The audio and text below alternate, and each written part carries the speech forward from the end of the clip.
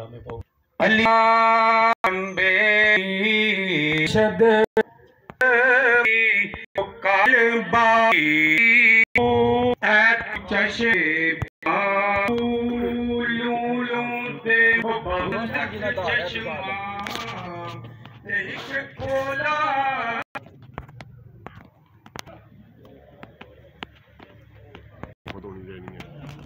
जी नाज़रीन, आमद है SSP भिंबर चौधरी आमीन की चंद लम्हों बाद, और इस वक्त उसी तैयारी के हवाले से लम्हात का किया जा रहा है इंतज़ार।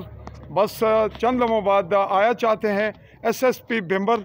यहाँ अवामी और सहाफ़ती वफूद मौजूद हैं जिनसे वो ख़िताब भी करेंगे, सुनना भी चाहेंगे और सुनाएंगे भी।